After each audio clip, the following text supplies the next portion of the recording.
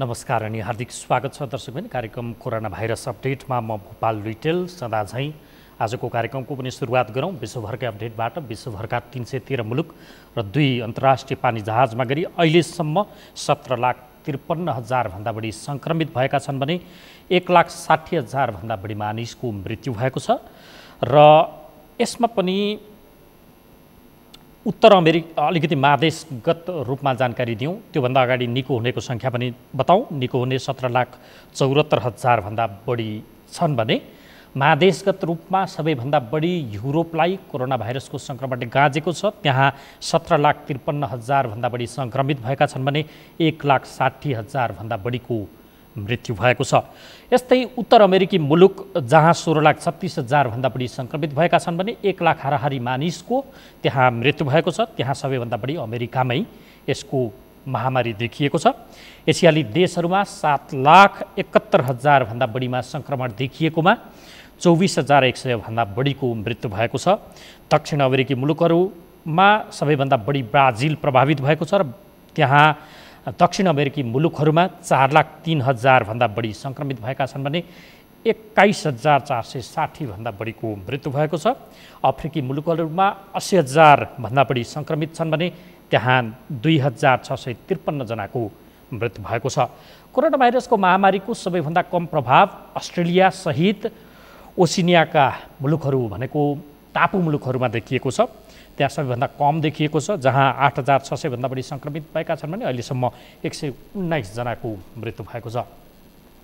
यो भयो विश्वको अपडेट। नेपाल प्रसङ्ग अब प्रस्तुत गरौँ। नेपालमा अहिलेसम्म कुल 278 जना सङ्क्रमित भएका छन्। आजै मात्र 11 जनामा सङ्क्रमण पुष्टि भएको छ र अहिलेसम्म सङ्क्रमण देखिएका मध्ये 224 जना पुरुष र 54 जना महिला छन्। 36 जना उपचारपछि सङ्क्रमण मुक्त भएका छन्। र आजै मात्रै धुलीखेल अस्पतालमा एकजना सुत्केरीको मृत्यु भएको छ। उनको मृत्युको कारण कोरोना भाइरस नै भएको आशंका गरिएको छ। यद्यपि यसको पुष्टि हुन बाँकी छ। स्वास्थ्य मन्त्रालयले सम्भवतः आजै केही बेरमा यसको पुष्टि गर्ने तयारी गरेको छ र उनलाई कोरोना भाइरसको सङ्क्रमणपछि मृत्यु भएको आशंका पछाडि स्वास्थ्य सतर्कता उच्च अपनाइएको छ। धुलीखेलमा ती महिला सिन्धुपाल्चोक रामचेकी हुन् र उनको उपचारमा संलग्न 10 जना चिकित्सकलाई आइसोलेसनमा राखिएको जानकारी प्राप्त भएको छ भने उनको गाउँ सिन्धुपाल्चोकको 12 विषय नगरपालिका 9 राम्चे र माइती गाउँ बलेफी गाउँपालिका 7 र 8 लाई यति बेला सिल गरिएको सिन्धुपाल्चोक प्रशासनले हामीलाई जानकारी दिएको छ।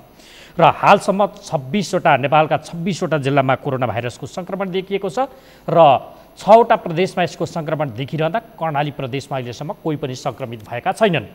यो जानकारीसँगै अब हामी सङ्क्रमितको सङ्ख्या वात्तै बढिसके पछाडि सरकारले लकडाउनलाई कडिकडाउ गरेको छ। 2 जनामा कोरोना भाइरस सङ्क्रमण पुष्टि भएपछि चैत्र 11 यता गरिएको लकडाउनका बीच आजसम्म अरू 276 जना सङ्क्रमित थपिएको अवस्था छ। यसर्थ 278 यसरी पुगेको छ। अब सरकारको अरू तयारीका पक्षहरू के छन्? लकडाउनका बीच भारततिरबाट सीमा क्षेत्रबाट मानिसहरू नेपाल आउने क्रम नरोकिएको भनिएको छ, किनकि भारतमा लकडाउन खुकुलो बनाइएको छ। त्यहाँ रेल सेवा सुरु भएपछि नेपाल आउन जाने नेपालीहरू धमाधम सीमामा आएर बसिरहेको जानकारी प्राप्त भएको छ। गृह प्रशासनले अरू के कामहरू यो बेला गरिरहेको छ सतर्कताका लागि आदि इत्यादि विषयमा कुराकानी गर्न यति बेला हाम्रो सम्पर्कमा गृह मन्त्रालयका प्रवक्ता सहसचिव केदारनाथ शर्मा हुनुहुन्छ। सहसचिवज्यू, स्वागत छ यहाँलाई कार्यक्रममा। धन्यवाद।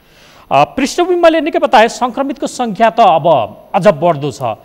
अब गृह प्रशासनले सतर्कताका लागि के काम गरिरहेको छ? अरू थप आजका दिनसम्म गरेको कामदेखि बाहेक थप योजना के छ? थप यसलाई प्रभावकारी बनाउन के गरिरहेको छ? कार्यक्रममा विषय राख्नुभएको यहाँलाई धन्यवाद दिन चाहन्छु। र यहाँले उठाएको विषय अब हामीले चैत्र 11 गते 77 साल चैत्र 11 गते कार्यान्वयनमा गइरहेको विषय हो र विशेष वैशाख 24 गते बसेको मन्त्री परिषद निर्णयले केही सेवाहरू सञ्चालन गर्ने जस्तै 42-44 प्रकारका सेवाहरू सञ्चालन गर्ने भनेर कारणले गर्दा वैशाख 26 गतेदेखि 30 गतेसम्म अलिकति उपत्यका लगायत केही ठाउँमा यो अलिकति आगो गर्नु परेको र आगो गर्नु बढी भएको भन्ने कुराहरू आए। हजुर। र अहिले यसको यो विश्वव्यापी जोखिमको रूपमा बढिरहेको कोभिड-19बाट बच्नको लागि सबभन्दा नै जो जहाँ छ त्यहीँ बस्ने र भिडभाड नगर्ने भन्ने खालकै मान्यता हो। र लामो समय भएको कारणले गर्दा नागरिकहरूलाई पनि दुःख भयो, सरकारहरूलाई पनि दुःख भयो, अलिकति गाह्रो पनि भएको र विशेष गरी अब दुःख हुँदाहुँदै पनि अलिकति सङ्क्रमण जुन यहाँले अगाडि भन्नुभयो सङ्ख्या बढेको कारणले गर्दा हामीले वैशाख 31 गते सबै प्रमुख जिल्ला अधिकारीहरूलाई अन्तर्जिल्ला दिएका जारी गरिएका सवारी पासहरू रद्द गरिएको छ र सँगसँगै जिल्लाभित्र लागू हुने गरिएका सवारी पासहरू पनि आज 3 गतेदेखि रद्द गरेका छौँ हामीले, किनभने यो अलिकति पास लिएर अलिकति रूपमा गरेर हिँडेको अवस्था छ र यहाँले काठमाडौँ उपत्यकाको अवस्था र केही अन्य जिल्लाको अवस्था हेर्नु हो भने मलाई लाग्छ यो जेठे गतेदेखि अत्यन्त कडाइका साथ काठमाडौँमा गइरहेको अवस्था छ। यति हुँदाहुँदै पनि सहसचिवज्यू जस्तो सीमा जोडिएका जिल्लाहरूमा त धमाधम भारततर्फबाट जो नेपाली यति बेला उता पनि जोखिम यता पनि आउन नसक्ने परिस्थितिका बीच गुज्रिएको उनीहरूको जिन्दगी त्यसरी गुज्रिएका गुनासा पनि आएका छन्। उनीहरूलाई नेपाल ल्याउँदा सङ्क्रमण बढ्ने जोखिम नल्याउँदा मानवीयतामाथि के प्रश्न उठिरहेछ। यो विषयको समाधानका लागि केही गृह कार्य भएको छ? यसमा गृह कार्य होइन, धेरै होमवर्क गरेका छौँ हामीले र त्यसमा एक्सनमा पनि गइरहेका छौँ, किनभने हजुर हामीले सबैलाई थाहा भएको विषय हो। हाम्रो भारततर्फ अथवा दक्षिणतर्फको सीमा भनेको 1880 किलोमिटर छ र त्यो 1880 किलोमिटर पुरै खुला सिमाना हो, त्यहाँ कहीँ केही दिन्छ नि। र हाम्रा खुला सिमानाहरूबाट आउजाउ गर्ने नाकाहरू पनि 100+ छन् र पछि नेपाल सरकारले निर्णय गरे अनुसार यी सबै अन्तर्राष्ट्रिय सीमा नाकाहरू बन्द भएको अवस्था हो र यहाँले भने अनुसार नै विशेष गरी सीमा पारी रहेका नेपाली नागरिकहरूलाई भारत सरकारले व्यवस्थापन गर्ने र सीमाको नाकामा यता नेपालबाट रहेका भारतीय नागरिकहरूलाई नेपाल सरकारले व्यवस्थापन गर्ने भन्ने उच्च स्तरमा समन्वय भएको अवस्था थियो। यो बिचमा यहाँले भने अनुसार धेरै नेपालीहरू दुःख पाएको अवस्थाले गर्दा केही यहाँलाई थाहा भयो कि रोहतासका बैतडीका केही जिल्लाका नागरिकहरू हामी कहाँ आउनुभयो र सम्बन्धित जिल्लाका प्रमुख जिल्ला अधिकारीहरूले व्यवस्थापन ल्याएर पठाउनु भएको अवस्था र पछिल्लो दिनमा यो बसेको र यो सबै खुला सीमा नाका भएको र सशस्त्र प्रहरी बललाई डेडिकेटेड रूपमा हामीले खटाएर पनि तपाईँको अहिले अस्थायी रूपमा बार सेटिएर पोइन्टमा राखेर गर्दा गर्दै पनि खुला सिमाना भएको कारणले गर्दा कतिपय अवस्थामा लुकीछिपी आएको अवस्था पनि छ र कवि वस्तु र रूपन्देहीको घटना हेरेर लुकीछिपी आएकालाई क्वारेन्टाइनमा राखेको अवस्था र क्वारेन्टाइनबाट अन्यत्र फैलिन नदिएको अवस्थाले गर्दा त्यसलाई अलिक राम्ररी मान्नुपर्ने अवस्था छ।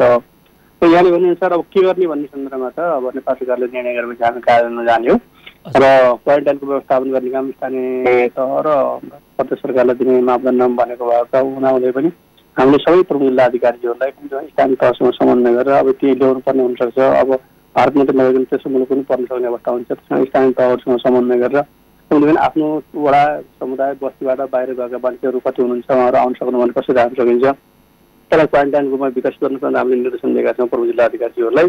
अब फेरि तुरुन्तै घर बनाउन सक्ने अवस्था छैन, विशेष गरी विद्यालय अहिले विद्यालय बन्द छन्, विद्यालय सामुदायिक भवनहरू हस्टेलहरू होस्टेलहरू होटलहरू जे छन् यिनलाई प्रयोग गर्नुपर्छ भनेर हामीले निर्देशन दिएर पूर्व तयारीका साथ राखेका छौँ। हामीले धान्न सक्ने अवस्था छ वात्तै नेपालीहरू यदि सीमामा आए अब उतातिर खुकुलो भइरहेको छ, लकडाउन रेल त सुरु नै भइसक्यो मङ्गलबारदेखि नै, अब उनीहरू नेपाल वात्तै नै आयो भने त्यसको व्यवस्थापन गर्न हामी सक्ने अवस्थामा छौँ त? अब अहिले यहाँले भनेअनुसारको सीमा नाकामा रहेका जिल्लाहरूले सबैलाई व्यवस्थापन गर्न सक्ने अवस्था छैन र हामीले अलिकति के तयारी रूपमा बस्न भनेका छौँ भने कम्ती क्वारेन्टाइनमा पहिला त लगत लिनु होला, लगत दिइसकेपछि क्वारेन्टाइनमा राखेर कम्ती पिसिआर गरेर नेगेटिभ देखियो भने ठ्याक्क गन्तव्यमा पुऱ्याउने र पोजिटिभ देखिएमा त्यही अनुसार प्रोटोकल अनुसार लैजाने भनेका छौँ। र विशेष गरी हामीलाई अलिकति अप्ठ्यारो भएको विषय के भने एक्ज्याक्ट फिगर चाहिँ आउन गाह्रो छ, किनभने ठ्याक्कै लगत राख्ने गाह्रो पारेको अवस्थामा, किनभने हाम्रो पहिलाको अनुभव यहाँले गर्नुहुन्छ भने दार्चुला र बैतडीमा हामीसँग मोटामोटी 2 जिल्लामा सीमा नाकामा 1200 जति नागरिक हुनुहुन्छ भन्ने दृष्टिकोणले ज्यादै दुःख भयो। फेरि अब उतापट्टि क्वारेन्टाइनको अवधि पनि सक्यो, टेस्ट पनि भइसक्यो भन्ने दृष्टिकोणले यता नेपालतिर भित्राउने क्रममा 2600 पुग्नुभयो। त्यसले गर्दाखेरि अलिकति समस्या छ यहाँले भनेअनुसार सबै सीमा जिल्लाकामा क्वारेन्टाइन सबैलाई एकैचोटि ल्याएर सबै क्वारेन्टाइन राख्न सकिन्न, तर चरणबद्ध रूपमा यदि ल्याउने निर्णय भयो भने चरणबद्ध रूपमा ल्याएर 2 दिन या 3 दिन जति क्वारेन्टाइनमा राखेर पिसिआरसम्म नेगेटिभ देखियो भने गर्न सक्ने भन्ने तयारी गर्न लगाएका छौँ। र यहाँले भनेअनुसार नै अब त्यसको पूर्वानुमान गर्न अलिक कठिन छ, त्यसको लागि केही समय लाग्छ। अगाडि साथीहरूले स्थानीय तहका सरकारहरूले पनि यसमा चाहिँ गृह कार्य गरिराख्नु भएको छ होला, कमसेकम आफ्नो वडामा आफ्नो बस्तीमा अथवा आफ्नो स्थानीय तहमा बाहिर तेस्रो मुलुकमा इन्डिया लगायत तेस्रो मुलुकमा गएका नागरिकहरू कति छन् कि आयो भने के गर्न सकिन्छ होला त्यसको लागि पूर्व तयारी गर्न सकेका छौँ।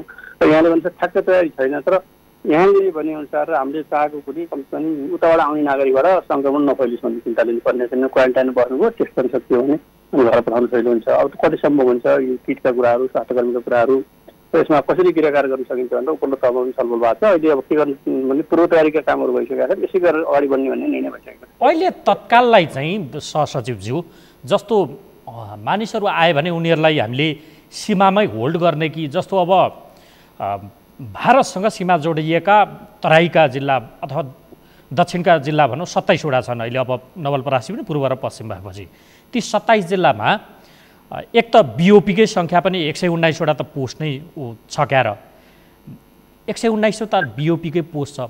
अनि अरू पनि सुरक्षाकर्मीहरू तैनात गरिएको छ त्यहाँ निगरानीका लागि। मानिसहरू लुकीछिपी कसरी आइरहेछन् एउटा कुरा यो, ती लुकीछिपीबाट आउनेले सङ्क्रमण सारिदियो भने एउटा चाहिँ सङ्क्रमितले धेरैजनालाई सङ्क्रमण फैलाइदियो भने त्यसले हामीले थेक्न सक्ने अवस्था छ कि छैन। अनि यो नियमन गर्ने निकाय तपाईँहरू हुनुहुन्छ गृह प्रशासन, अर्को महामारी फैल्यो भने व्यवस्थापन गर्ने निकाय स्वास्थ्य मन्त्रालय भयो। यो दुईटा बीचको समन्वय राम्रोसँग भइदिएन इनकेस भने त भद्रगोल हुने अवस्था छ। यसको व्यवस्थापकीय पाटोको विषयमा, सीमामा कडी-कडाउका विषयमा के कस्तो काम भइरहेको छ त? अब यसमा यहाँले भनेअनुसार जहाँसम्म समन्वयको पाटोको कुरो गर्नुभयो, त्यसमा चाहिँ जिल्लामा जिल्ला कोभिड-19 क्राइसिस म्यानेजमेन्ट सेन्टर पनि छ, केन्द्रमा सिसिएमसी भन्ने गरेका छौँ। यहाँलाई थाहा छ त्यहाँ केन्द्रको सिसिएमसी, प्रोभिन्सियल सिसिएमसी र जिल्लाको सिसिएमसीमा स्वास्थ्य कार्यालयका प्रमुखज्यूहरू अथवा केन्द्र विभागको स्वास्थ्य मन्त्रालयका सचिवहरू लगायतको टिम बसेका कारणले गर्दा समन्वय त्यसरी मिलाइएको छ।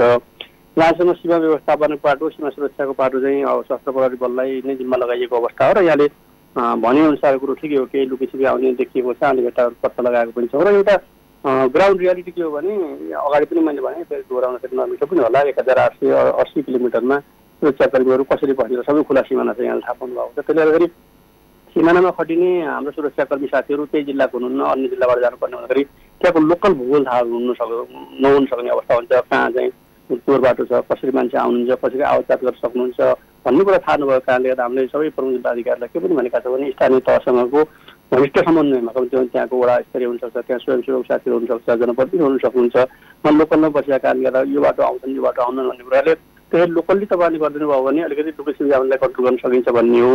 यति गर्दा गर्दै पनि हामीले हाम्रा सुरक्षाकर्मीहरूले लुकीछिपी आएका नागरिकहरूलाई तुरुन्तै पक्रेर क्वारेन्टाइनमा राखेका कारणले गर्दा क्वारेन्टाइनबाट पिसिआर गरिएको छ, पिसिआरबाट नेगेटिभ देखिएकोलाई त्यही क्वारेन्टाइनभित्र मात्रै सीमित रहने भएको कारणले गर्दा त्यो काम गर्ने साथीहरू सफल हुनुभएको छ। त्यसलाई खुसीको कुरो मान्नुपर्ने हुन्छ। र यहाँले भन्नुसार पुरै लिमिटेड पार्न नसकिने कारण के रहेछ भने विशेष गरी दार्जुलाल बैजोडको केसमा यहाँले पनि देख्नुभयो, धेरै सञ्चारकर्मी मित्रहरूले प्रश्न उठाउनुभयो, महाकाली नदी तरेर आएको अवस्था पनि छ। त्यस्तो अवस्थामा तरेर त्यति दुःख गरेर यता आएको मान्छेलाई कसरी उता पठाउने मानवीय जीवनले, त्यसलाई पनि हामीले क्वारेन्टाइनमा राख्यौँ। क्वारेन्टाइनबाट चेक गरेको कारणले गर्दाखेरि यथार्थ के हो भने खुला सिमाना हो, सबै खुला छ। सुरक्षाकर्मी अब साङ्लो बाँध्दा बस्न सक्ने सम्भव पनि छैन, काहीँ पनि छैन। र जुन लुकीछिपी आएका छन् तिनलाई स्थानीय तहसँगको सम्बन्धमा तुरुन्तै पक्रेर क्वारेन्टाइनमा राख्न सकेको कारणले गर्दा त्यसबाट धेरै विस्तार हुन सकेको छैन, क्वारेन्टाइनभित्र मात्रै सीमित छ भन्ने हाम्रो विश्वास। तर यति हुँदाहुँदै पनि फेरि सत्य यो हो कि भारततर्फबाट आइरहेकाहरूबाटै सङ्क्रमण फैलिएको पनि सत्य हो। यसमा विवादै रहने, किनभने क्वारेन्टाइनमा बसेकैबाट विशेष गरी कपिल वस्तु र रूपन्देहीको केसमा र विशेष गरी प्रसादको केसमा पनि त्यस्तो देखिएको छ। त्यसले गर्दा तर त्यसमा एउटा खुसी हुनुपर्ने कुरो के छ भने त्यो व्यक्ति, त्यो लुकीछिपी आएको व्यक्ति सिधै घर गइदिएको र समुदाय गएको कारणले चिन्ता हुन्थ्यो। अहिले हामीले पत्ता लगाएको पिसिआर टेस्टबाट पत्ता लगाएको भनेको चाहिँ क्वारेन्टाइनमै बसेको अवस्था छ र क्वारेन्टाइनमा बसेकाहरूको अरूको पनि टेस्ट लिएको कारणले गर्दा सबैसँग नफैलिसकेको रिपोर्टहरू प्राप्त भएको जानकारी आएको कारणले गर्दाखेरि खतरा छ, जोखिम छ। त्यसको लागि गृह प्रशासनले गर्नुपर्ने सबै तयारी गरेको छ र यहाँले भनेअनुसार समन्वयको बाटोमा पनि स्वास्थ्य जनसङ्ख्या मन्त्रालयसँग भइरहेको छ, जिल्ला स्तरमा पनि त्यो कुरो भएको छ। र पर्याप्त चाहिँ यो स्वास्थ्य किटहरू, स्वास्थ्यकर्मीहरू भनेका बेला ठ्याक्क नहुने अवस्था चाहिँ किन छ भने किनभने एकैचोटि 1000-1200 आउँछ, सबैलाई टेस्ट गर्न सकिने अवस्था हुँदैन सक्दैन। त्यसले गर्दाखेरि त्यसलाई चाहिँ अब कसरी जान सकिन्छ भन्ने सन्दर्भमा जिल्ला सिसिएमसीसँग पनि समन्वय भइसकेको छ। जोखिम छ, जोखिमबाट बच्नको लागि अब यहाँलाई थाहा छ कतिपय ठाउँमा सिल गर्नुभएको छ साथीहरूले, कतिपय ठाउँमा निषेधाज्ञा जारी गर्नुभएको छ। जिल्लाहरूको अवस्था यहाँले हेर्नुभयो भने गृह प्रशासनले गर्नुपर्ने कुनै पनि काम गर्न कसरत बाँकी राखेको छैन। र यदि यहाँलाई त्यस्तो लाग्छ गृह प्रशासनले यो गर्दै हुँदछ भने प्लिज लेट अस नो, किनभने हामी चाहन्छौँ हामी माथि विकास तह गरेर निर्णय गरेर कार्यान्वयन गर्ने कुरामा। सहसचिवज्यू जस्तो अब अन्त्यमा जस्तो जिल्ला प्रशासन कार्यालयहरू मूलतः काठमाडौँ उपत्यकाका जिल्ला प्रशासन कार्यालयले त सम्भव छ भने ढुवानी पनि केही दिनलाई बन्द गरौँसम्म सिफारिस लेखेर पठाएको तर निर्णय हुन नसकेको सम्मको जानकारी सूचनाहरू सार्वजनिक भएका थिए। अब थप कडी कडाउको आवश्यकताका विषयमा यहाँहरूले त्यो सिफारिसलाई खास मुनासिब ठान्नु भएन हो? यहाँले भन्नुभएको यो अहिले आएको जुन आदेश छ यो नेपालको सन्दर्भमा नि पहिलोपटक हो। संक्रामक रोग 2020 आएपछि यो आदेश जारी गरेको सम्भवतः पहिलोपटक हो। यी सबै कुराहरूको सन्दर्भमा हामीलाई धेरै अनुभवको कुराहरू विश्वव्यापी उसका कुराहरूले गर्दाखेरि केही कठिनाइहरू छन्, केही अप्ठ्याराहरू छन्, केही कार्यसाकुरा छन्, सबैलाई भएको विषय छ। जहाँसम्म यहाँले भनेको विषय मतपत्रको आएको विषय भनेको यो निर्णय गृह मन्त्रालयले गर्ने विषय होइन, एचएलसीसी छ, नेपाल सरकार क्याबिनेट निर्णय गर्ने विषय हो। यी सबै हामीसँग प्राप्त भएका सूचनाहरूलाई उपलब्धमा निकाय गर्छौँ र सरकारले गरेको निर्णय कार्यान्वयन गरेको गृह मन्त्रालयले। गृह मन्त्रालयले एक्लै आफ्नो अधिकार क्षेत्रभित्र गर्ने काम त गरिरहेको नै छ। हजुर। तर यो एउटा पाटो, एउटा व्यक्ति, एउटा वर्ग, एउटा समुदायपछि आएको होइन यो, किनभने मानव जातिकै विरुद्धमा आएको जुन सङ्क्रमण जोड्ने कुरा हुन्छ, सबैको सहयोग चाहिन्छ, के गर्दा राम्रो हुन्छ भन्ने त्यसले गर्दाखेरि यस विषयमा यहाँले उठाउनु भएका विषयमा जिल्ला मात्रै किन, जिल्ला, समुदाय, स्थानीय तह, प्रदेश सरकारबाट आएका सबै गुनासा, सम्बोधन, राय, सल्लाह, सुझावलाई लिएर उपल्लो तह निकायबाट उच्च स्तरीय समन्वय समिति अथवा नेपाल सरकार क्याबिनेटबाट निर्णय भएपछि ती निर्णयहरू कार्यान्वयन गर्नलाई गृह मन्त्रालय र यसका निकायहरू सदा क्रियाशील छन्।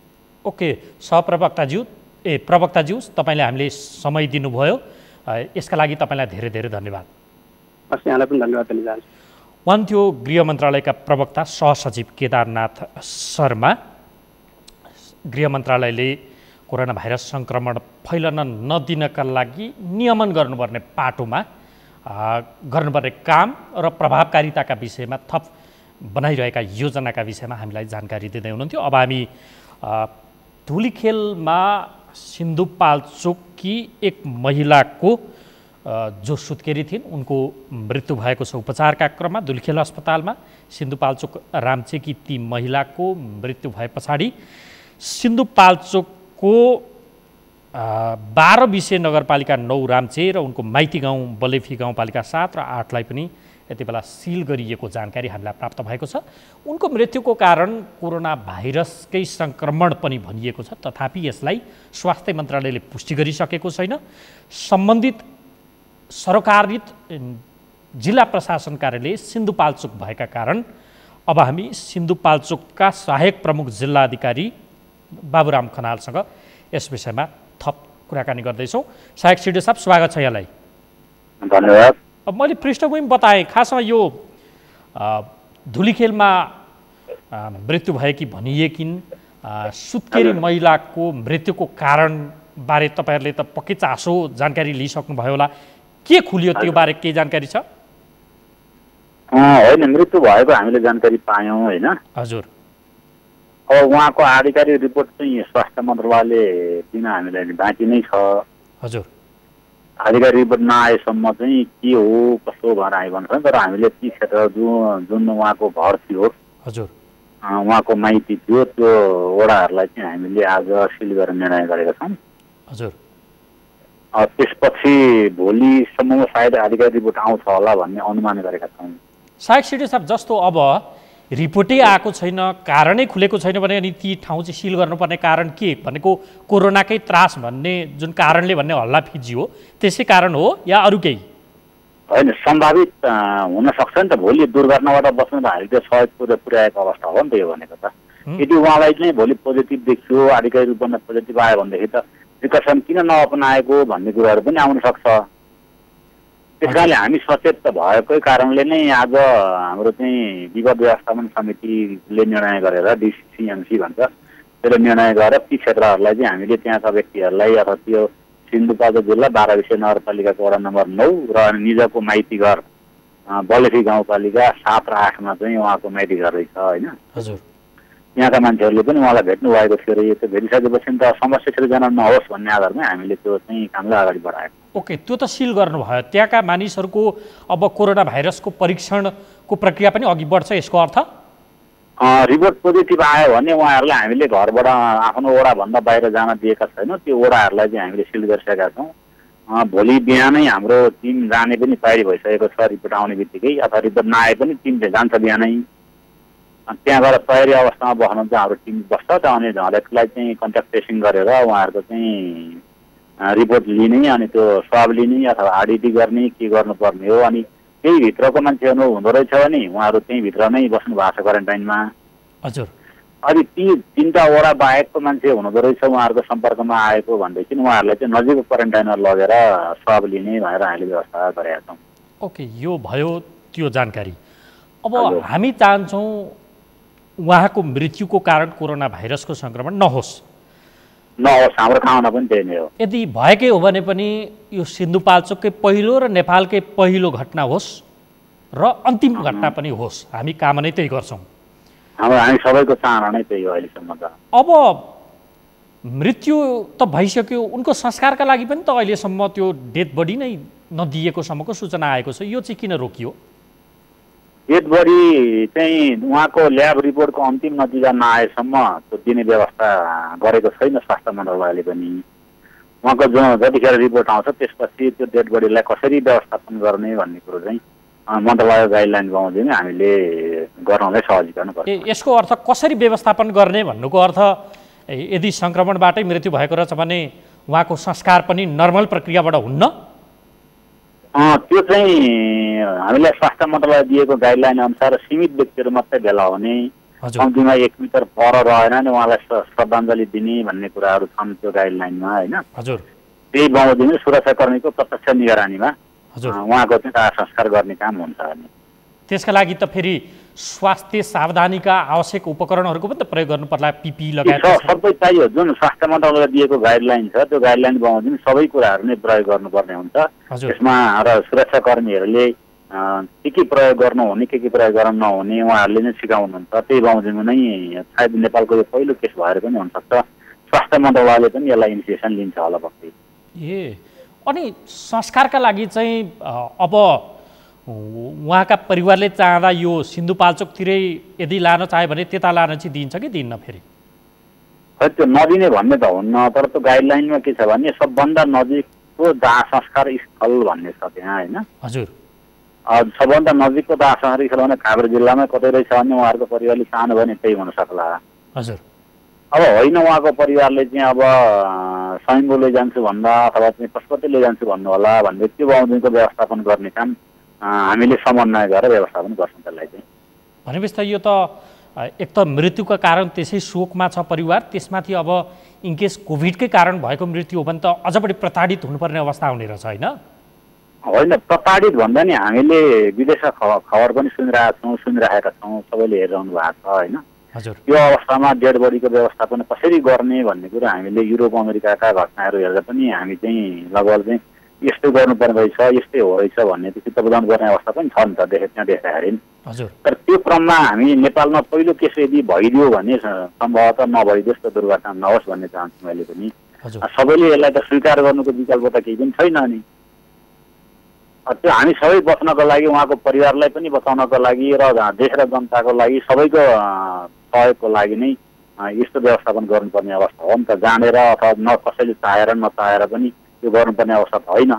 र यस कुराहरूमा हामीले के जान्नु जरुरी पर्यो भनेदेखि यदि कोभिडबाट नै मृत्यु भएको हो रहेछ भनेदेखि उहाँको मृत्यु संस्कारको कारणले अरूलाई पनि नफैलियोस् भन्ने हामी सचेत पनि हुनु पर्यो, जागरुक पनि हुनु पर्यो र हामी सम्पूर्ण देशवासीहरूले पनि यो कुरोलाई मनन गर्न जरुरी छ नि त। यदि त्यो हो भने उहाँको संस्कारमा मलामी समेत हुने छैनन्? होइन, मलामी समेत हुने छैनन् भन्न त मिलेन होइन। उहाँका आफन्तहरू जानुहुन्छ, सीमित नेपाल सरकारले जतिजना तोकेको छ ती व्यक्तिहरू जान भनेको कति तोकेको भनेको के त्यो 9 जना हो? होइन, त्यो गाइडलाइन त ठ्याक्कै मलाई याद भएन, तर एकदमै सीमित व्यक्तिहरू मात्रै जान पाउने भन्ने व्यवस्था छ होइन। हजुर, उहाँको आफन्त र परिवारभित्रको बाहेक अरूलाई चाहिँ जान नदिने व्यवस्था जस्तो लाग्छ मलाई। हजुर, र त्यो बाउजी हामीले गऱ्यो भने उहाँहरूको जति पनि जानुहुन्छ उहाँहरू पनि सुरक्षित हुनुभयो, जति बाहिरबाट पनि उहाँले मनमा नै श्रद्धाञ्जली दिनुभयो उहाँहरू पनि सुरक्षित हुनुभयो। हामीले त्यसरी व्यवस्थापन गर्नुपर्छ जस्तो लाग्छ मलाई।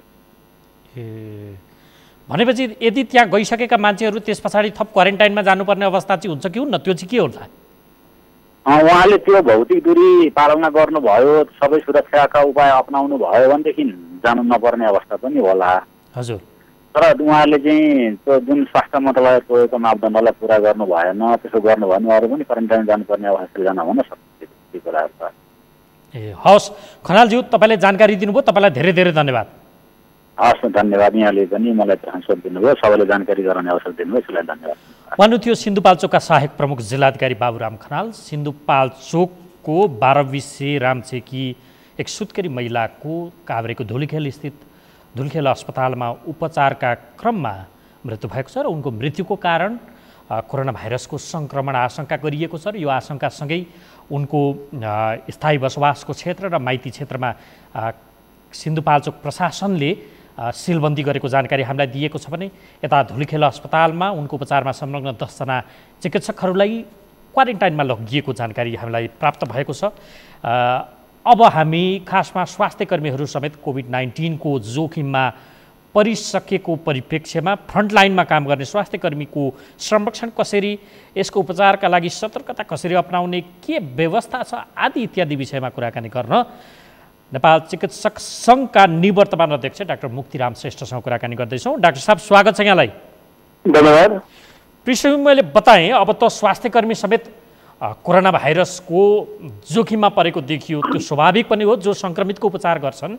तथापि स्वास्थ्य सावधानीका उपकरणहरूको प्रयोग पक्कै जरुरी हुन्थ्यो। त्यो गर्दा गर्दै पनि सुन्नमा आए केही स्वास्थ्य कर्मीहरू त सङ्क्रमित भए।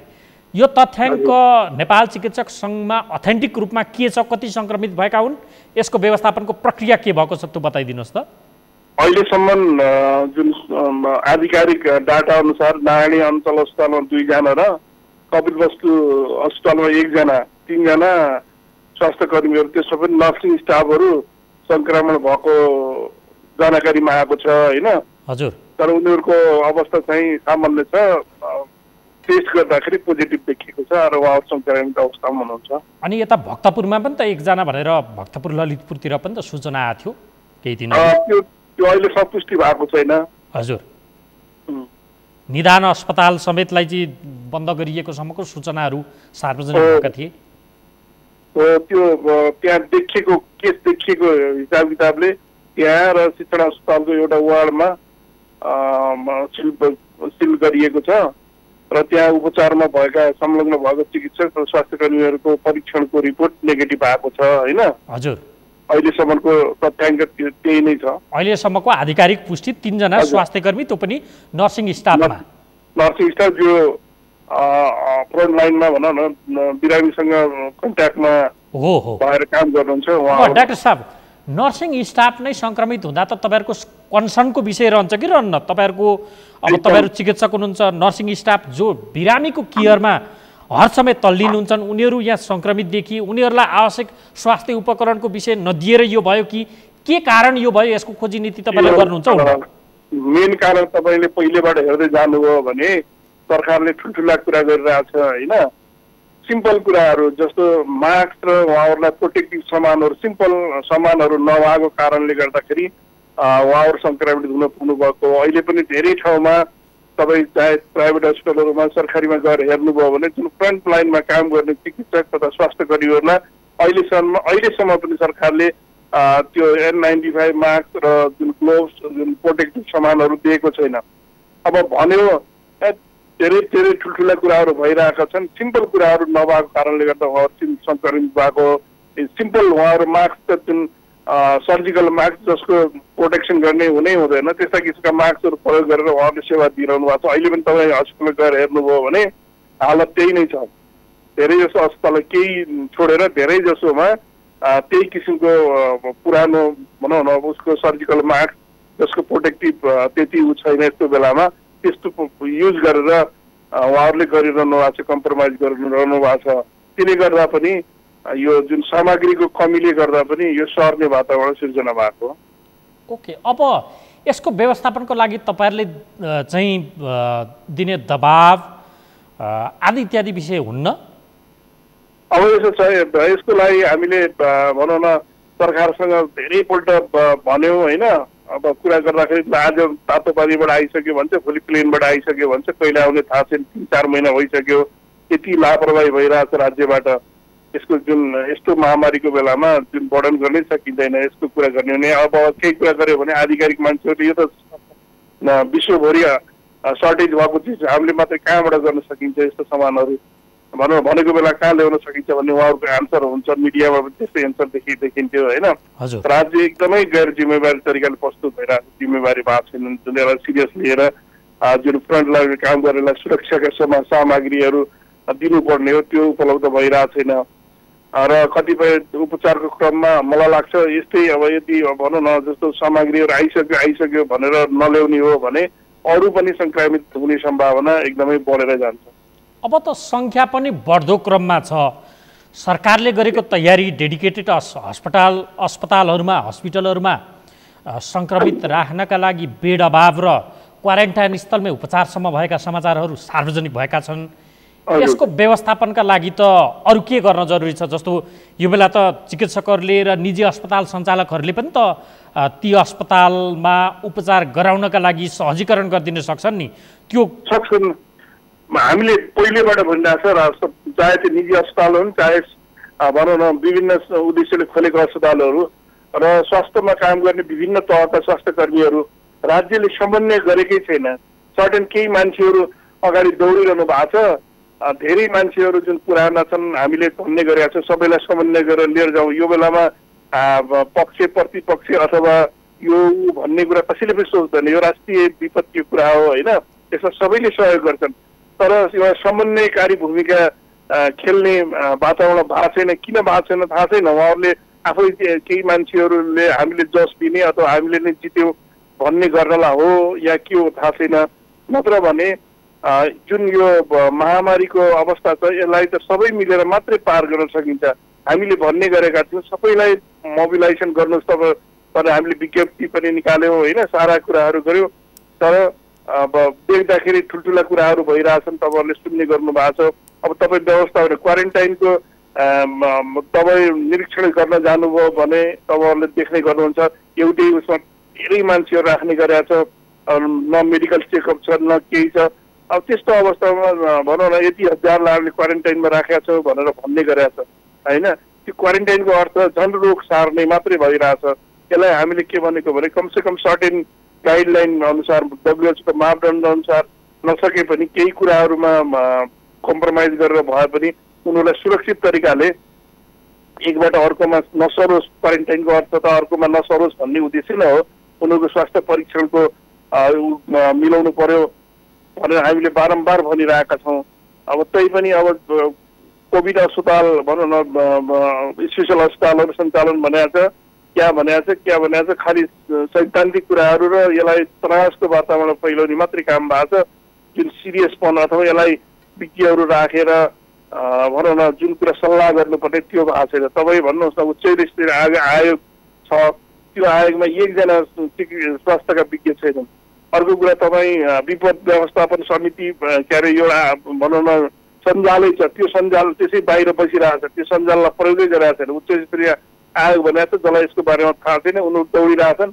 अब यो टेस्ट नगरेको कारणले गर्दा यो नभएको, नत्र यो सङ्क्रमण पहिलोदेखि थियो। हामीले के भनेको भने कमसेकम 1% 5%लाई गर्नुपर्ने, 5% भनेको 15 लाखलाई टेस्ट गर्नुपर्ने हुन्छ। अदरवाइज त्यति गर्न सकिएन भने 1% भनेको पनि 1,50,000लाई टेस्ट गर्नु पऱ्यो। 3 करोड जनसङ्ख्या भएको स्याम्पल गरे पनि 1.5 लाखलाई गर्नुपर्ने। अहिलेसम्म 22,000 मात्रै PCR गराएको छ। अर्को त्यो RDT त्यो किटको त केही अर्थै छैन, त्यसको टेस्टको केही मतलब छैन। त्यसले गर्दा पनि अहिले जुन कराउँदा धेरै ठाउँबाट विरोध भइसकेको छ, अहिले ऱ्यापिड अगाडि बढेको छ टेस्ट, त्यसले गर्दा सङ्ख्या बढी देखिएको हो।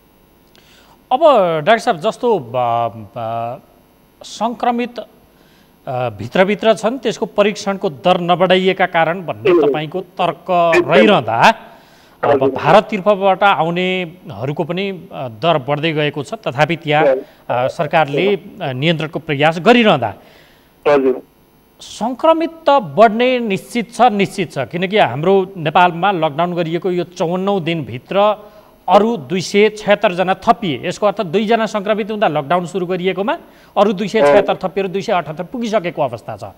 यतिसम्म कि अब सरकारले पुष्टि गरेको छैन, तर सरकारकै कतिपय निकायहरूले स्वास्थ्य मन्त्रालय बाहेकका निकायहरूले के भनिरहेछन् भन्दा आज धुलीखेलमा मृत्यु भएकी सुत्केरीको कारण पनि कोरोना भाइरसकै सङ्क्रमण बनिरहेका छन् हो भनिरहेछन्। अब प्रदेशकै बागमती प्रदेशकै सामाजिक विकास मन्त्रीले त्यो भनिराख्नु भएको छ, उहाँको सङ्क्रमणकै कारण मृत्यु भएको छ भनिएको छ। अब धुलीखेल अस्पतालकै प्रयोगशालामा गरिएको परीक्षणमा त्यही भनिएको छ। यद्यपि स्वास्थ्य मन्त्रालयले यसलाई पुष्टि गरेको छैन।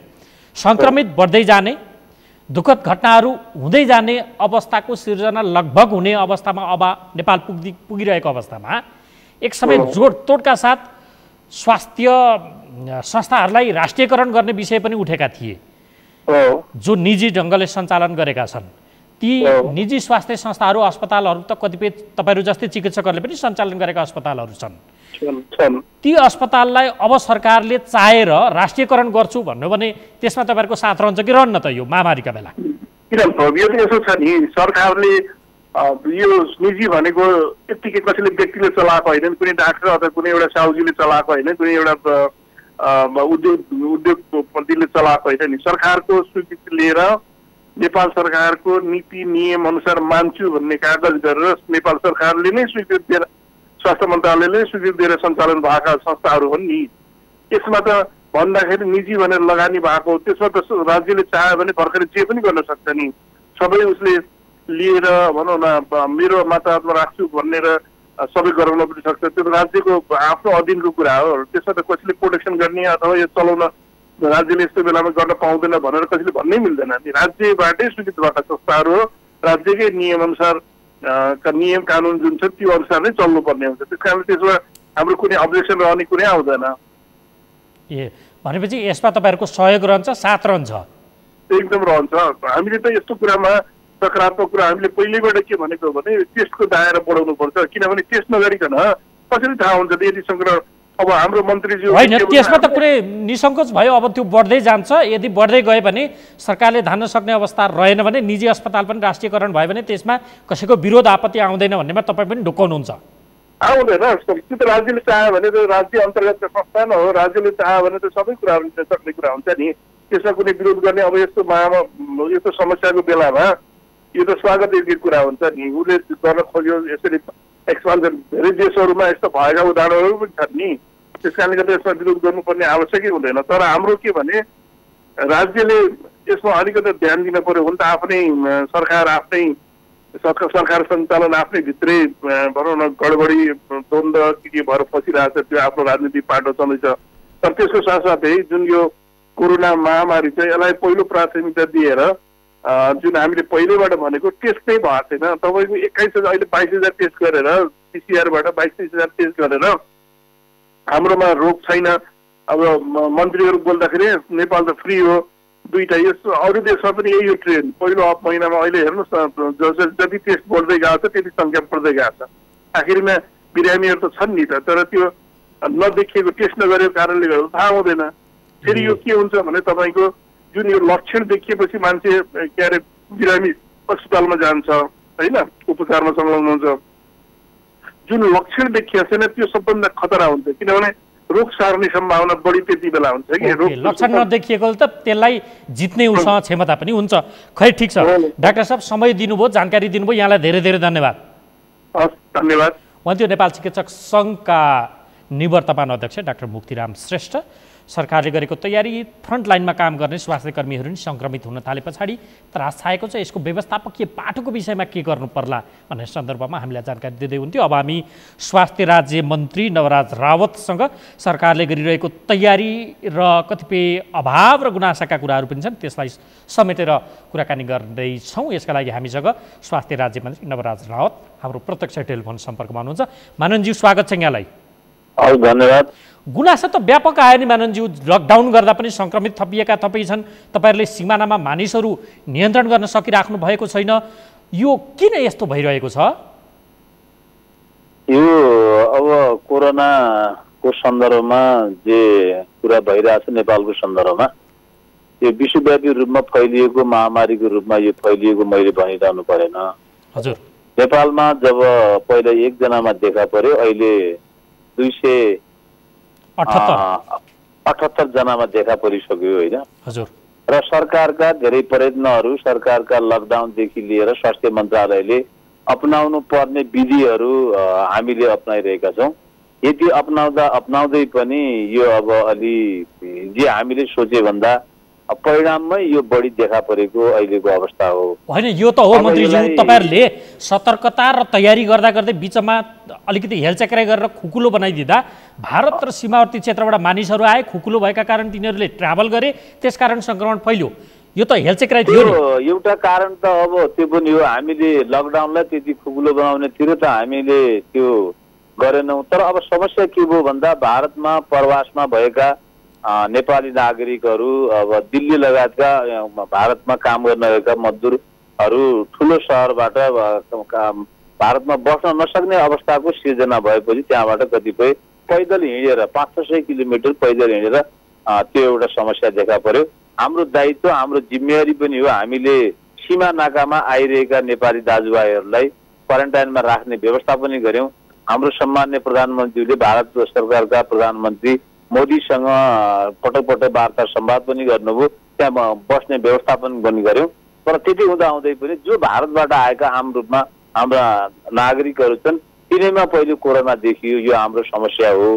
खुल्ला सीमाको कारण पनि एउटा बन्यो, हामी त्यसमा त्यो समस्याको कारणले त्यस्तो भयो। त्यसो भए मन्त्री माननज्यू त्यति हुँदा हुँदै पनि अहिले पनि त्यसो भए सीमावर्ती क्षेत्रमा नेपालीहरू त घरभर्ती आएका छन्। भारतमा लकडाउन खुकुलो भएको छ, रेल सेवा सुरु भयो, नेपालीहरू आए। अब ती नेपालीलाई चाहिँ ल्याउनु पर्छ कि पर्दैन त? कसैलाई काखा कसैलाई पाखा गर्न मिल्छ? हामीले पनि अध्ययन गरेका छौँ। भारतमा रेल चलिसकेपछि नेपालीहरू 5-7 लाख मान्छे इन्डियाबाट मात्रै भारतबाट मात्रै आउँछन् भन्ने मेरो आफ्नो अनुमान पनि हो। र मैले आजभन्दा 2 दिन अगाडि बसेको स्वास्थ्य मन्त्रालयको बैठकमा पनि हाम्रो 8:30 बजे बस्ने कोरोनासँग सम्बन्धित बस्ने बैठकमा पनि मैले आफ्नो धारणा राखेका थिएँ।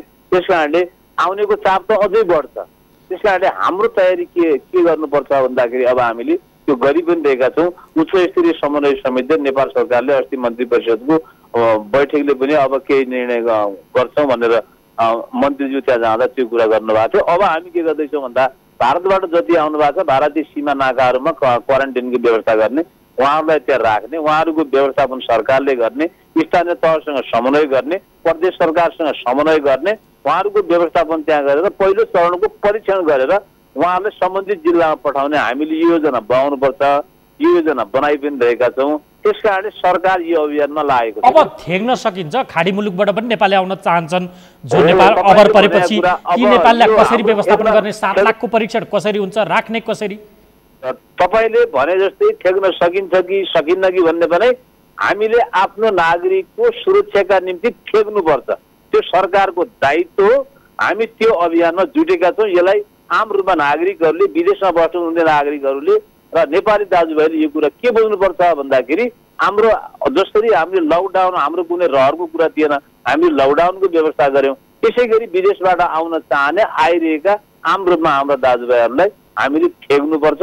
हामी त्यो अभियानमा त्यसका लागि शुभकामना छ।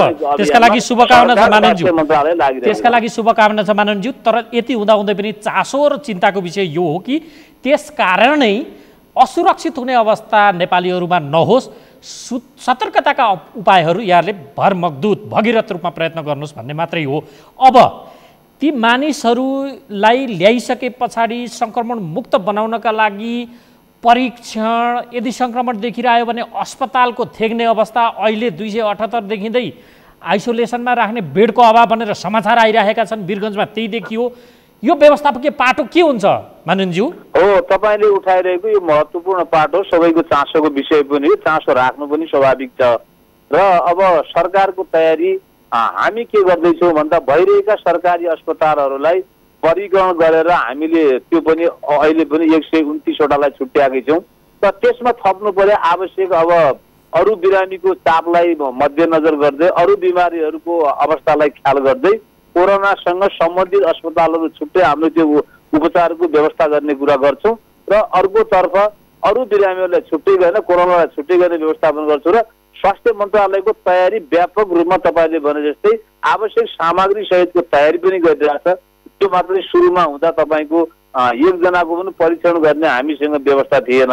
हामीले हङकङबाट त्यसको परीक्षण गरेर त्यो के अरे हामीले परीक्षण गर्यौँ। अहिले हामी 19वटा ठाउँमा परीक्षणको दायरालाई बढाएका छौँ। त्यो दायरा अझै फराकिलो बनाउँदैछौँ। र अर्को कुरा हामी के गर्दैछौँ भन्दाखेरि धेरैभन्दा धेरै मान्छेको टेस्ट, धेरैभन्दा धेरै मान्छेको परीक्षण कसरी गर्न सकिन्छ स्वास्थ्य मन्त्रालय नेपाल सरकार त्यो अभियानमा हामी जुटेका छौँ। अन्त्यमा छोटकरी जवाब अन्त्यमा माननज्यू परीक्षण गरि देखा परेको छ। ओके माननज्यू, त्यस कारणले परीक्षणको दायरालाई हामीले बढाएका छौँ। माननज्यू अन्तिममा छोटकरी जवाबको अपेक्षा। यदि त्यो अवस्था तपाईँले भने जस्तो र अब अरू 4-5 लाख मानिस त भारतबाटै आउने सक्ने अवस्था देखिन्छ। खाडी मुलुक र प्रवासमा काम रहेकाहरू पनि आउने अवस्था देखिरहेको छ। यदि सरकारले ल्याउन चाहियो भने भोलि आउन तयार छन्। कम्तीमा 5-7 लाख मानिस भनिन्छ। यो सबै व्यवस्थापन र भोलि सङ्क्रमणले भयावह अवस्था लियो भने थेग्न नसक्ने अवस्थामा त एक समय यो त कम्युनिस्टको सरकार हो, यो सरकारले निजी अस्पताललाई राष्ट्रियकरण गरेर त्यसमा व्यवस्थापन गर्न सक्दैन। त्यो विकल्प छलफलको विषय बनाएको छ छैन? राम्रो महत्त्वपूर्ण कुरा उठाउनु भएको छ। हामी के गर्छौँ भन्दाखेरि तपाईँले भने जस्तै यो कुरा सदनमा पनि उठेको छ, यो कुरा समितिमा पनि उठेको छ। अहिलेको यो आवश्यकता पनि हो निजी स्तरमा सञ्चालित भएका अस्पतालहरू जो अहिले ज्वरो आएका व्यक्तिहरूलाई टेस्ट नगरेरै अथवा अन्य बिरामी छन् भने पनि अन्त पठाउने गर्नुभएको छ। उहाँहरू हाम्रो पहिलो चरणमा के हुन्छ, उहाँहरूसँग संवाद हुन्छ, उहाँहरूसँग कुराकानी हुन्छ, उहाँहरू मान्नुहुन्न त्यसमा पनि उहाँहरूलाई जति बेला हामीले स्वीकृति दियौँ त्यसमा कतिपय हामीले मापदण्ड अनुरूप उहाँलाई दिएको छ। आवश्यकता पर्दा निजी स्तरका अस्पतालहरूलाई राष्ट्रियकरण गरेर हुन्छ कि उहाँहरूसँग सहमति गरेर हुन्छ कि हामीले व्यवस्थापन तपाईँले भन्ने बित्तिकै प्रमुख कुरा नागरिकको जीवलाई बचाउने कुरा प्रमुख कुरा भएको हुनाले हामी त्यो अभियान पनि गर्छौँ, त्यो काम पनि गर्छौँ। अनि मान्छन् उनीहरूले? मान्ने नमान्ने त नियम त मान्नु पर्यो नि। नेपालको कानुनलाई मान्दैन भन्ने कसले हो मान्दैन भन्ने कुरा मान्नु पर्यो नि। अदालतले आदेश दिनुपर्छ कानुन मान्न। अदालतले आदेश दिनुपर्छ कानुन मान्न। अदालतले आदेश दिने कुरा त्यो तपसिलो कुरा। पहिले हामी आफ्नो अभियान चलाउँछौँ, अभियान चलाउँदा मान्छे अदालतको न्यायालयको ढोका घचुलाउने उहाँहरूको अधिकार कुरा, न्यायालयले के गर्छ त्यो उसको कुरा हो। म अहिले न्यायालयतिर के अरे त्यतातिर म धेरै कुरा नगरौँ। हाम्रो कुरा सरकारको कुरा के हो भन्दा आवश्यकता पर्दा तपाईँले भने जस्तै भारतबाट मात्रै आउने अन्य मुलुकबाट आउने जब नेपाली नागरिकलाई भयावह रूपमा जसरी अन्य मुलुकमा समस्या पैदा भएको छ त्यही ढङ्गको समस्या हाम्रो देशमा भयो भने हामी त्यो काम पनि गर्छौँ जुन तपाईँले यो अहिले प्रश्न सोधिरहनु भएको छ त्यो काम हामी गर्छौँ। माननज्यू प्रश्न धारणा राखिदिनु भयो, यहाँलाई धेरै धेरै धन्यवाद। हवस्, धन्यवाद। उहाँ हुनुहुन्थ्यो स्वास्थ्य राज्य मन्त्री नवराज रावत। यदि सङ्क्रमितको सङ्ख्या बढ्दै गए नेपालमा निजी अस्पतालहरूलाई राष्ट्रियकरण गर्ने सम्मको तयारी सरकारले गरेको उहाँले जानकारी दिनुभएको छ।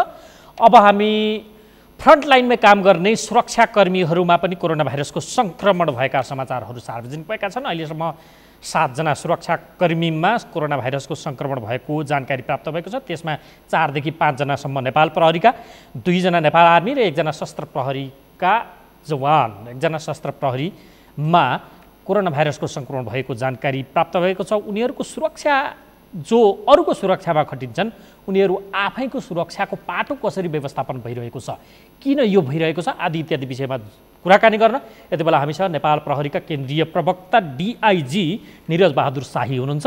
डिआइजी साहब स्वागत छ यहाँलाई। हस्, धन्यवाद, नमस्कार। सङ्क्रमित अरूको सुरक्षामा खटिने नेपाल प्रहरीका जवानहरूमा पनि सङ्क्रमण देखिएको खबर आएको छ। कतिजनामा सङ्क्रमण देखियो, यो कसरी भयो, अलिकति पृष्ठभूमि बताइदिनुहोस् न यसको। यो अहिलेसम्म 3 जनामा देखियो भन्ने आएको छ खबर। अब यो 3 जना कहाँ? कपिल वस्तु 2टा, एउटा बाह्रमा। हजुर। र उहाँलाई कुनै अरू चाहिँ सिम्पटम थिएन, तर अब ऱ्यान्डमली चेक गर्ने बेलामा हजुर उहाँहरूको देखियो। अब जहाँ चाहिँ अब अहिले नेपाल सरकारले त्यो जहाँ चाहिँ अलि सङ्क्रमितको सङ्ख्या बेसी छ त्यहाँ सुरक्षाकर्मीहरूलाई पनि हामीले चेक जाँच गराइरहेको छौँ त्यो ऱ्यान्डमली, ताकि त्यो चाहिँ अहिले नफैलोस् भनेर। हजुर। त्यही क्रममा चाहिँ उहाँहरू 3 जनालाई त्यो अस्ति जाँच गर्दाखेरि आज चाहिँ रिजल्ट आएर हामीले उहाँलाई आइसोलेसनमा राखेका छौँ।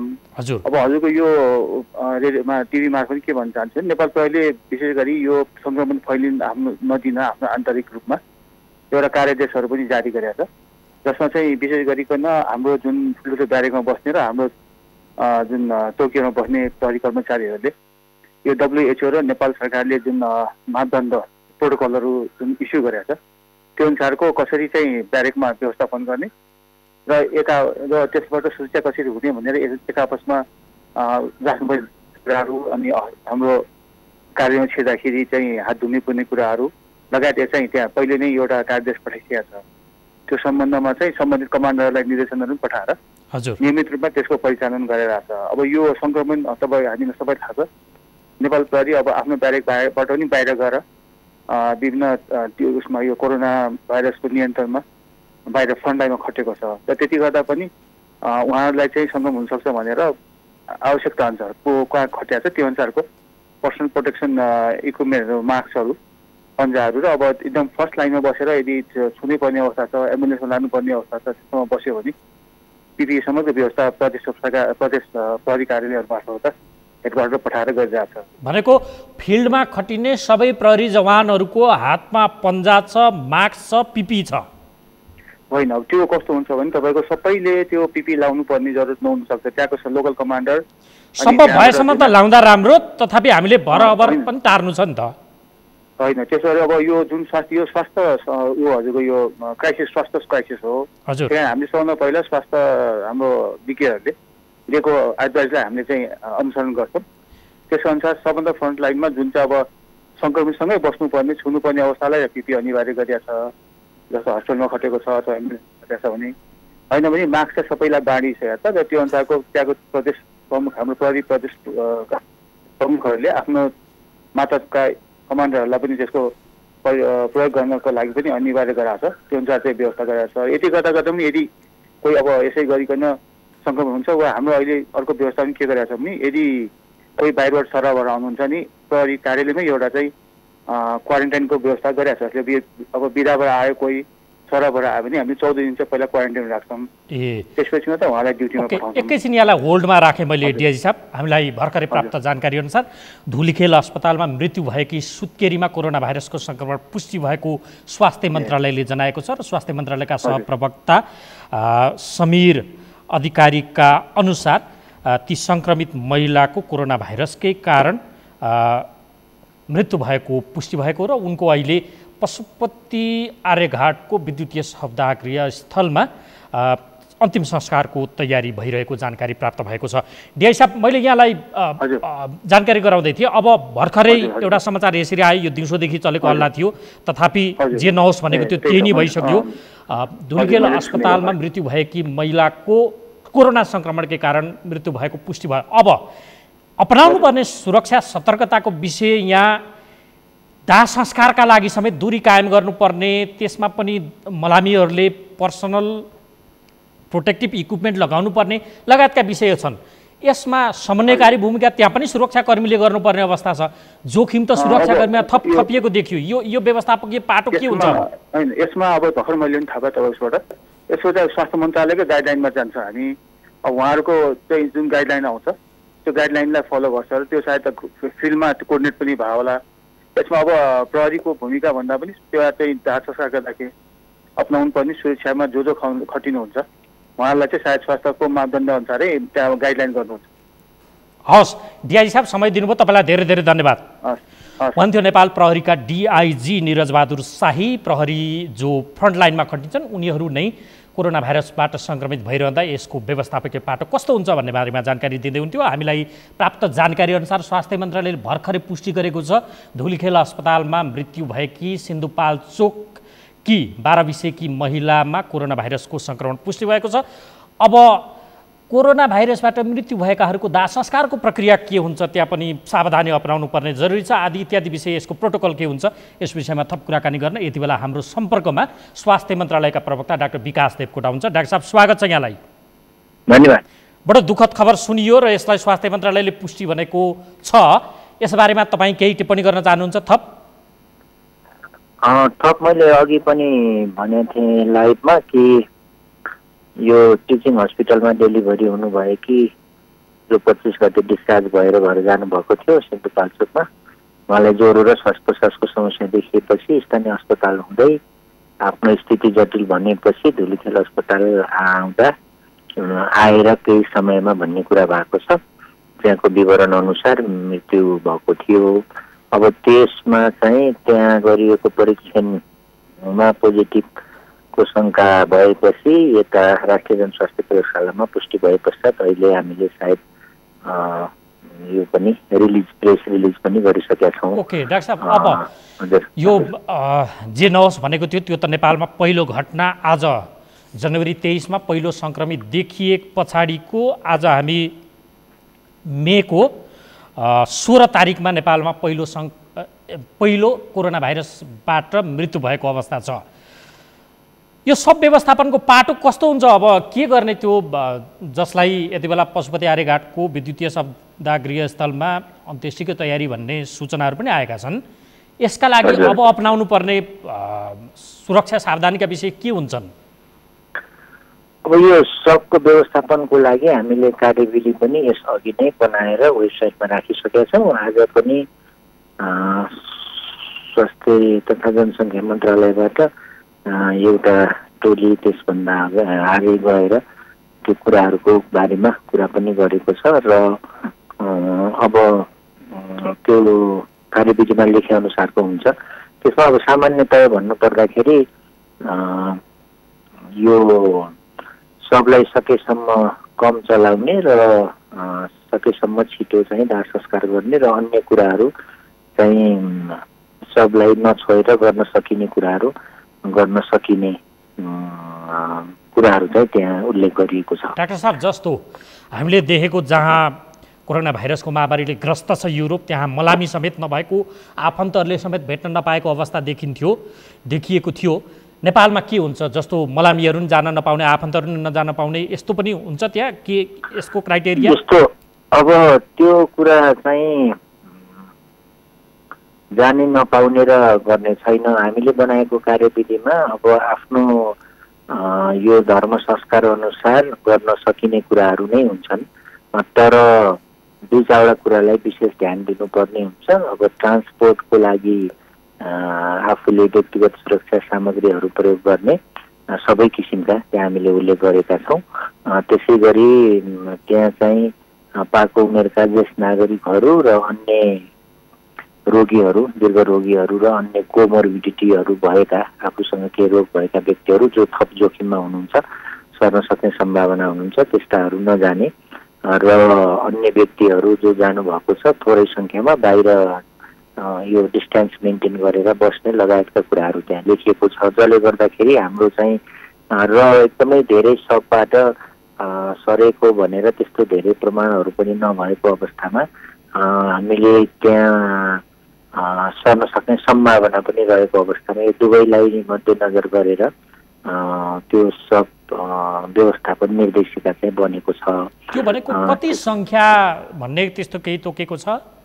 त्यस्तो सङ्ख्या त तोकेको छैन। जति सक्यो कम व्यक्तिहरू जाने र यो अघि मैले भने जस्तै ज्येष्ठ नागरिकहरू र रोगीहरू नजाने, डिस्टेन्स मेन्टेन गर्ने, आफ्नो व्यक्तिगत सुरक्षा सामग्रीहरू उल्लेख गर्ने, लगाउने भन्ने छ। छुन नपाउने भन्ने आधारको, किनभने सर्ने सम्भावना हुन्छ भन्ने कुराहरू छ। र अब अन्त्यमा है डाक्टर साहब, छोटोमा जस्तो अब सब छुन नपाउनेदेखि लिएर विभिन्न खाले कार्यविधि यहाँले बनाइरहँदा अब सिन्धुपाल्चोककी महिला काभ्रेको धुलीखेलमा मृत्यु भयो, आफन्तले त चाहन्थे होला सिन्धुपाल्चोकतिरै लान, एक त्यो पनि पाएनन्, दोस्रो विषय भयो। अर्को कुरा, कोरोना भाइरसका सङ्क्रमित देखिएको भनिसक्दै पनि कतिपय एम्बुलेन्स चालकहरूले बिरामी नलागेको घटनाहरू हाम्रै नेपालमा विगतमा देखिसकेको अवस्था छ। मृत्यु नै भइसकेका मानिसहरूलाई शवदाह गृहस्थलसम्म लानका लागि मान्ने अवस्था हुन्छ हुन्न, त्यसका लागि अब त्यत्तिकै पनि हामी कहाँ कतिपय स्वास्थ्य सामग्री यो संसारभर सर्टेज भएको अवस्थाका विषय बाहिर बारम्बार आएको छन्। यसको प्रबन्ध व्यवस्थापकीय पाटो के हुन्छ? अब यसमा चाहिँ यो सब व्यवस्थापन वा अन्य कुनै पनि कुरा चाहिँ आफै हुने कुरा होइन, हामीले ट्रान्सपोर्ट गर्नै पर्छ त्यो। तर व्यक्तिगत सुरक्षाका सामग्रीहरूको उपलब्धता गर्ने र त्यो लगाउने सबै विधिहरू हामीसँग छँदैछ। त्यो बिना चाहिँ गर्नुहोस् भनेको भन्नु हुँदैन, भनेको पनि छैन। त्यसले गर्दाखेरि मलाई लाग्दैन कि त्यो सबै कुराहरूको अभाव भएर यो समस्या आउँछ।